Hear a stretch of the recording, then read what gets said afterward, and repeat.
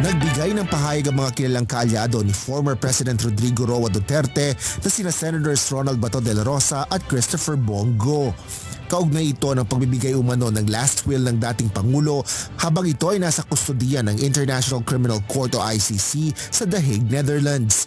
Kaugnay nito, iginitang dalawang miyembro ng Duterte 7 Block ang panawagan ng Senado para sa immediate repatriation o agarang pagpapauwi kay FPRRD sa pamamagitan ng isang resolusyon. It's expressing the sense of the Senate na gusto ng Senado na makauwi na si Pangulong Duterte dito sa ating bansa for reasons of sovereignty,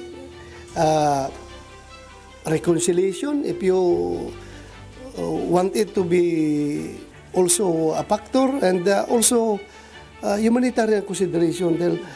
Nakiisa po ako doon sa resolution na ifa-file or joint resolution with Senator Robin Padilla and Senator Bato de la Rosa urging for the immediate repatriation ni Tatay Digong. Nagpahayag rin ng pag-aalala ang mga naturang mambabatas sa kondisyong pangkalusugan ng dating Pangulo. Well, hanggang speculation lang tayo as to his present health status, pero yun nga, sabi naman ni Ma'am Elizabeth Zimmerman, di ba?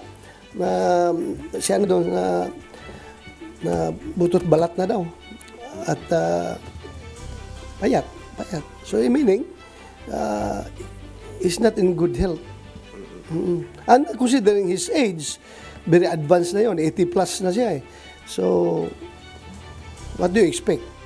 Nabalitaan natin, totoo po yun na butot balat po siya dahil mismo yung isa sa mga anak niya, si Kitty, ay naikwento sa akin na habang minamasahe nila yung likod, talagang nawala na yung laman. Nakakalungkot, nakakaiyak po na dumating tayo sa puntong nagbibigay ng huling habilin ng ating pinakamamahal na dating Pangulong Rodrigo Duterte.